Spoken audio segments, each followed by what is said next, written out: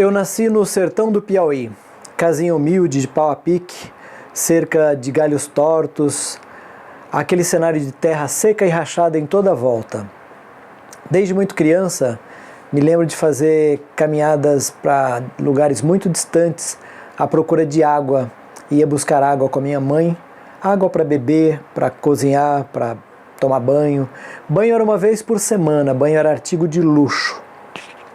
Na minha casa não tinha banheiro, não tinha sequer aqueles tapumes de madeira no quintal. Era literalmente no mato que a gente fazia mesmo. A vida era muito dura, havia uma mortalidade infantil muito grande, morria-se de desidratação. Eu perdi um irmão, meu quarto irmão, o José. Justamente morreu de desidratação, morria-se de subnutrição também, de desnutrição. Meu pai fazia viagens periódicas a São Paulo para vir trabalhar na construção civil. Passava 3, 6 meses em São Paulo e voltava levando algum recurso para nós. Numa dessas voltas para casa ele levou pão de leite, acho que eu tinha uns 5 anos. Foi a primeira vez na vida que eu comi pão de leite. Talvez por isso até hoje eu goste tanto de pão de leite. Num dos retornos para casa, meu pai disse que viríamos morar em São Paulo em definitivo. Minha mãe fez as nossas malas. Na verdade, ela jogou nossos pertences dentro de sacos de farinha, amarrou, fez um mexidão de farinha com ovos, que seria a nossa alimentação na viagem. Pegamos um pau de arara, embarcamos no pau de arara, fomos até a cidade pegar um ônibus clandestino e viemos fugidos de uma das secas do meu querido sertão, 1970. Durante a viagem, foi a primeira vez, numa das paradas, a primeira vez que eu tive contato com um banheiro. Eu achei muito estranho usar o banheiro. E eu tive uma visão do paraíso na vinda para São Paulo, porque eu vi água, vi rios, vi lagos. Então a primeira vez que eu tive contato com um grande lago, não me lembro agora qual, em qual cidade, eu me lembro que eu ficava assim extasiado, porque era uma visão do paraíso. Para quem viveu a escassez de água durante até os 6 anos, enfim. Chegamos em São Paulo pela Estação da Luz. 1970, aquele tempo não tinha estação rodoviária Tietê, não havia metrô em São Paulo, e chegamos. Fomos morar num bairro simples, Vila Califórnia, um bairro da periferia de São Paulo, na rua Cabroé, foi meu primeiro endereço. Me lembro que nesse bairro nós moramos em 4 casas. Desde que cheguei a São Paulo, continuei na luta dura do trabalho. Minha mãe fazia salgadinhos para eu vender, eu vendia picolés em caixinhas de isopor, vendia na rua, em campinhos de várzea, campos de futebol. E quando eu tinha 7 anos, minha mãe chegou em casa com um caderninho brochura, um lápis, uma borracha e me disse que eu ia para a escola, a aprender a ser gente. Eu falei, oxe, eu não sou gente não, mãe. Tomei um peteleco na orelha, porque menino não pode responder à mãe. E aí ela me ensinou a primeira lição. Pegou a minha mão, botou o lápis na minha mão, pegou na minha mão e foi desenhando as letras e soletrando para mim.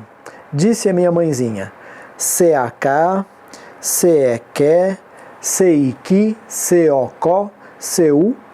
Essa foi a minha primeira lição.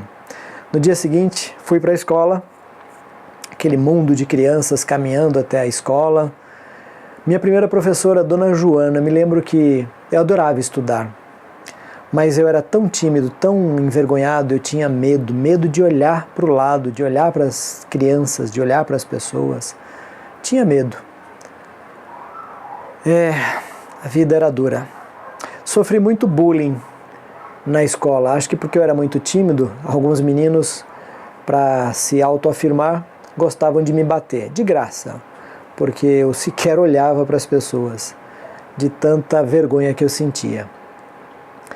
Reprovei o primeiro ano, repeti de ano, como me disseram. Eu fiquei muito triste porque eu adorava estudar e na minha ingenuidade, só o fato de eu gostar de estudar, de eu ficar quietinho, prestando atenção, deveria ser suficiente para eu ser aprovado. Mas eu tinha muita dificuldade, não tive pré-escola, não tive nenhuma orientação anterior. E aí os anos se seguiram, passei com dificuldade os próximos anos. Cheguei na então quarta casa que morei nesse mesmo bairro, e me lembro que essa casa inundava, porque a gente morava do lado de um córrego, Rua Sávia. Morávamos do lado de um córrego e até que fomos resgatados pelo Corpo de Bombeiros. A casa estava interditada e fomos morar, como minha mãe diz, de favor na casa de um tio Nazinho, lá em Santo André. De lá, 3 meses, ainda bem que foi no final de um ano, né? De um ano letivo, mudamos para Itaquera. Em Itaquera, 1975, cheguei com 11 anos de idade, fomos morar chama, né, Parque Savoy, do lado do Jardim Nossa Senhora do Carmo. Cheguei e fui estudar na escola Municipal de Primeiro Grau Aurélio Arrobas Martins, no Jardim Nossa Senhora do Carmo. A casinha que a gente morava era muito humilde, muito simples também, não tinha nem reboco, estava no bloco, e não tinha água encanada, não tinha luz. Me lembro que eu que tinha que puxar água para encher os barris, fazia parte das minhas tarefas diárias, mas continuava trabalhando, trabalhei numa tinturaria, trabalhei numa metalúrgica. Me lembro que nessa metalúrgica eu entrava às 6 horas da manhã, saía às 14 horas e ia para a escola e entrava às 15 horas na escola. Era difícil, não tinha tempo de fazer lição, então continuava tendo uma dificuldade enorme para passar de ano.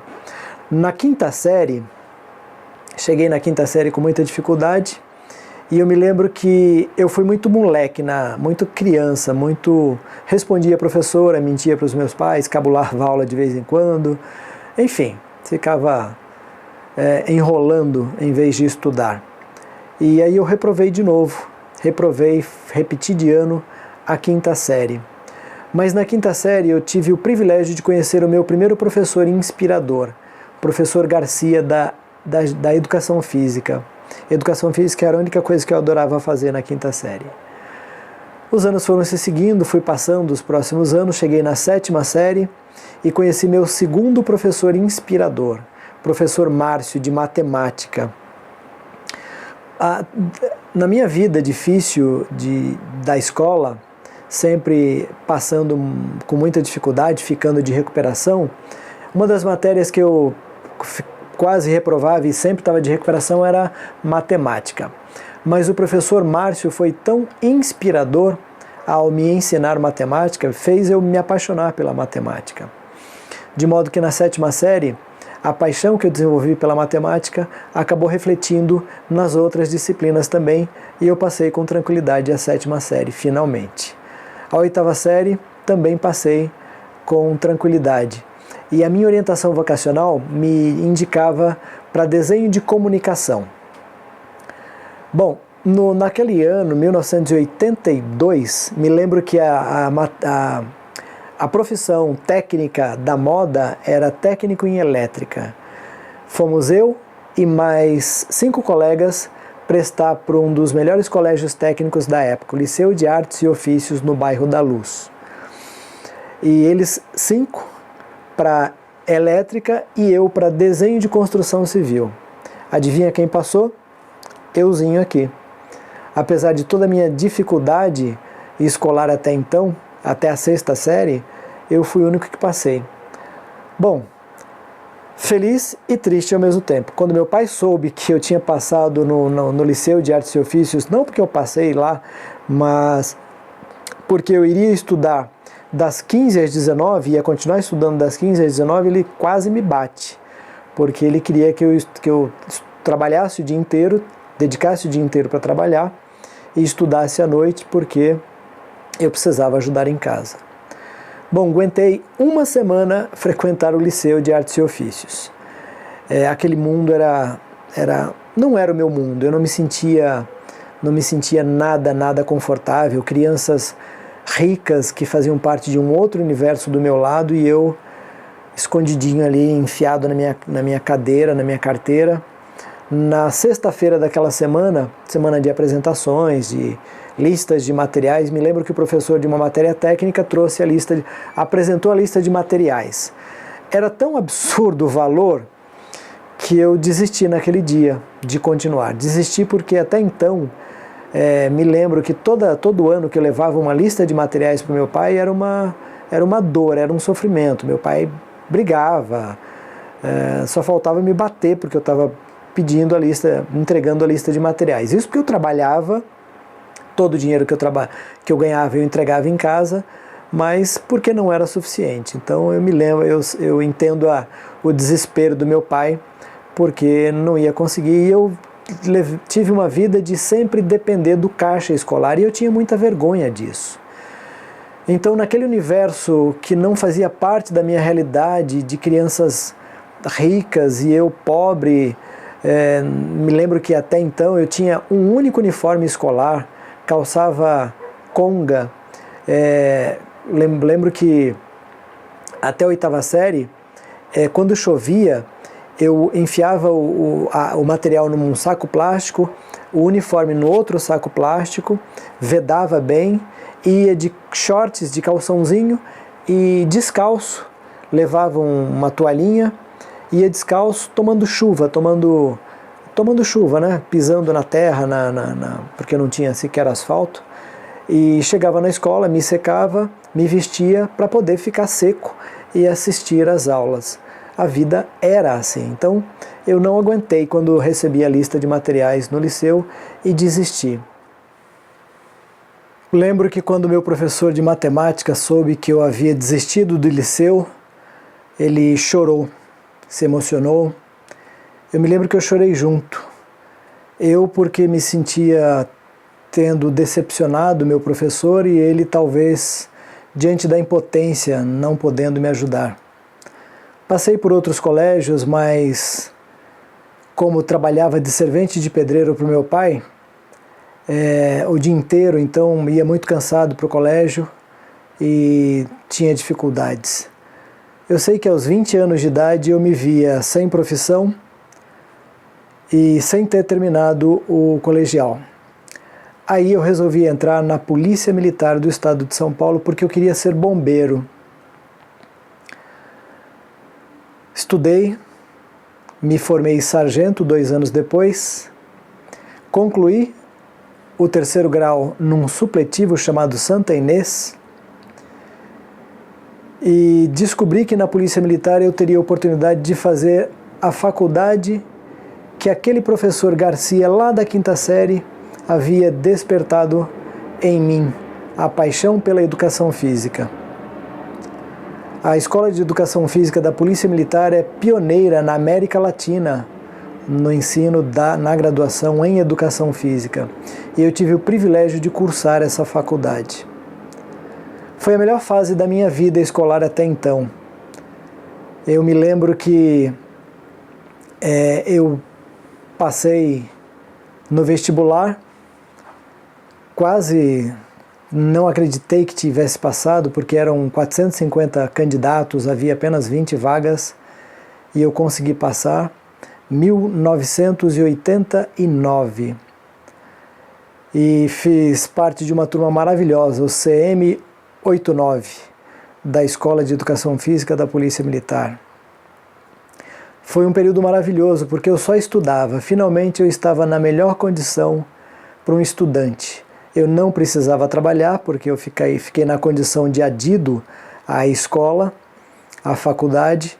Então eu entrava às 8 da manhã e saía às 17 horas todos os dias. Era período integral.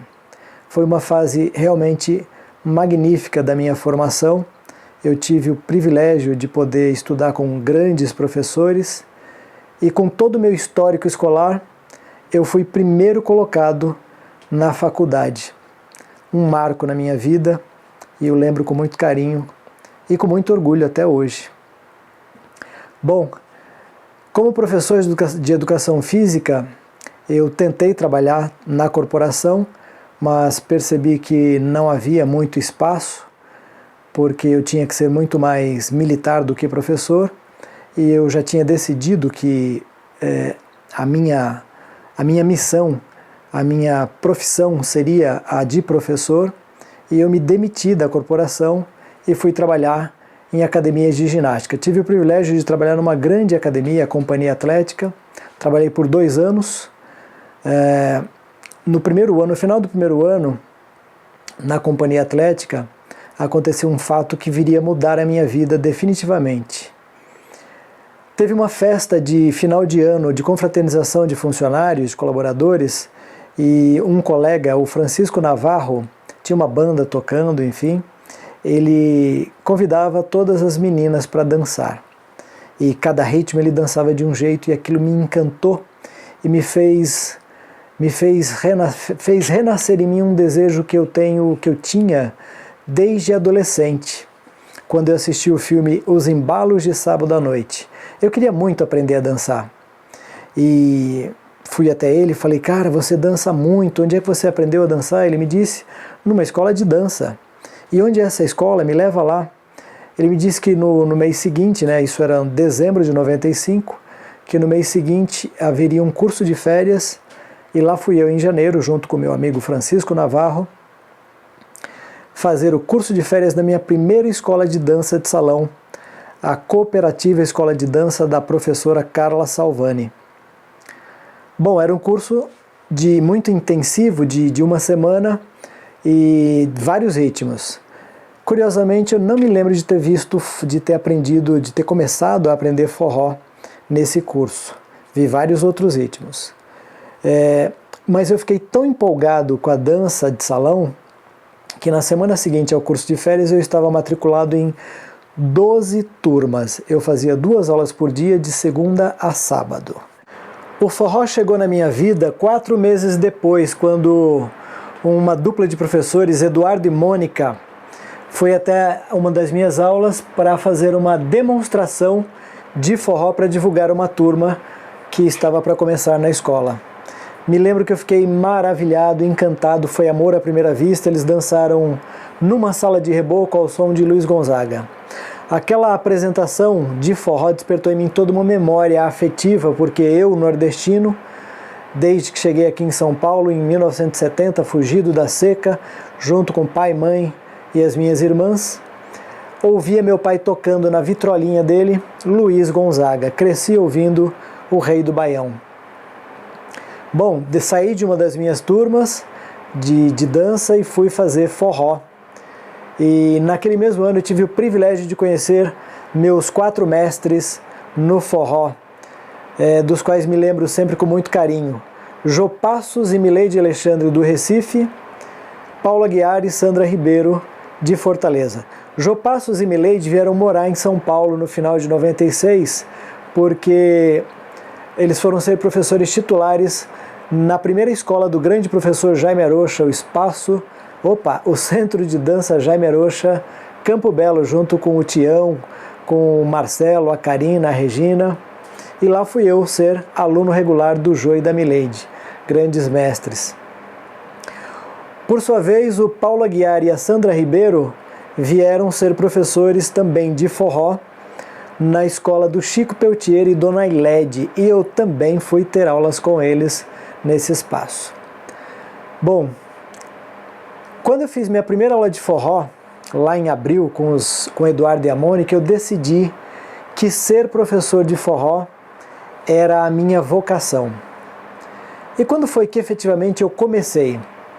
Foi 5 meses depois, em setembro, quando eu estava no Remeleixo, e eu percebi que o melhor momento para eu começar era aquele momento. O momento em que eu percebi o quanto o forró poderia transformar a vida das pessoas. E eu estou falando isso porque eu tive um insight na hora, olhando para a pista de dança e vendo que poucas pessoas, poucas duplas, poucos casais estavam dançando. Tinha muitos meninos querendo tirar as meninas para dançar, muitas mulheres sem dançar. E eu chamei o Ednei, dono da casa, e falei: Ednei, eu quero dar aula de forró aqui. Eu tinha 5 meses como aluno, mas o pouco que eu sabia, pela paixão que eu sentia despertada em mim, eu sabia que eu ensinaria com muito amor, com muita entrega. E assim eu comecei, trabalhei na casa por cerca de 1 ano e meio, dava aula toda sexta-feira antes da casa abrir, cerca de 40, 50 jovens faziam aula. Trabalhei em outros espaços, continuei fazendo aula com Jô Passos, Mileide, Paulo Aguiar, Sandra Ribeiro. Assim o tempo foi passando, chegou o ano de 2000. Em 2000, eu dava aulas na segunda escola do grande professor Jaime Arocha, o Centro de Dança Jaime Arocha Jardins, junto com a família Terra, hoje da CIA Terra, e lá éramos bolsistas também, além de professor eu era bolsista, e lá tinha o meu amigo Wellington. Junto com o Wellington e a Ellen, nós decidimos que abriríamos o Centro de Dança Jaime Arocha Zona Norte, que foi inaugurado dia 5 de março de 2001. Um ano depois, trouxemos como sócios também os queridos Roberto Mota e Aline Lima. O Centro de Dança Jaime Arocha Zona Norte operou com esse nome de 2001 a 2006. Em 2006, nós mudamos o nome fantasia para Interacto Academia de Danças.